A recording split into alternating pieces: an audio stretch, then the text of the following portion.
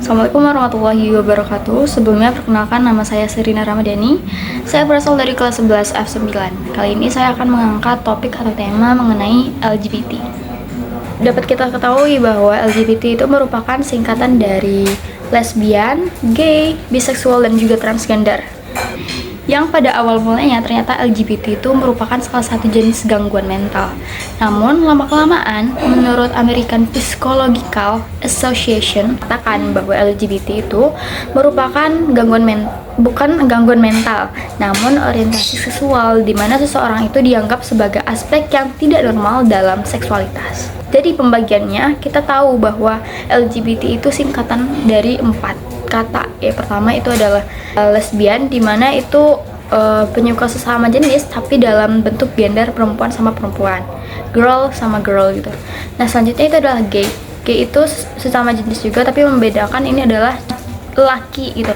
Terus selanjutnya itu adalah biseksual. Biseksual itu adalah ketertarikan secara emosional terhadap dua jenis gender. Jadi kayak cowok bisa suka sama cewek sama cowok gitu. Nah selanjutnya itu adalah transgender. Transgender sendiri itu adalah seseorang yang memiliki jenis kelamin yang berbeda dari jenis kelamin saat dia lahir. Misalnya dia cewek muda, dia transgender jadi cowok gitu. Tetapi ternyata perilaku menyimpang ini ternyata juga banyak negara-negara yang melegalkan LGBT ini. Contohnya Prancis, Thailand, Taiwan, dan lain-lain. Bahkan secara terang-terangan mendukung LGBT di lapangan dan jalan-jalan besar, kayak demo gitu.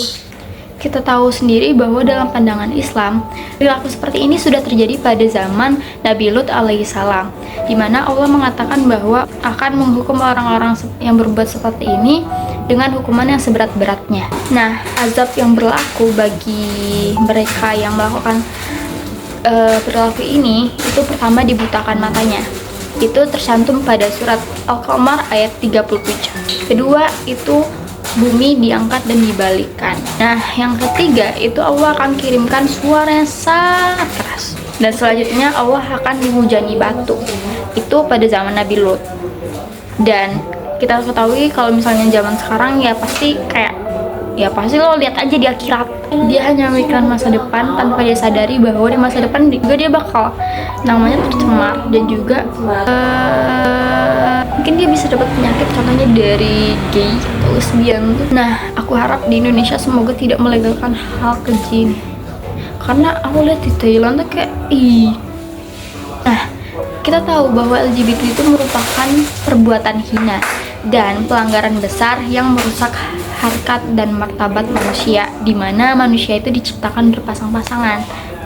Rasulullah pernah bersabda, barang siapa menjumpai kalian orang yang melakukan perbuatan kaum Nabi Lut, maka bunuhlah orang yang mengerjakan dan orang yang dikerjai. Mungkin sekian dulu ceramah dari saya. Wabillahi taufiq wal hidayah. Assalamualaikum warahmatullahi wabarakatuh.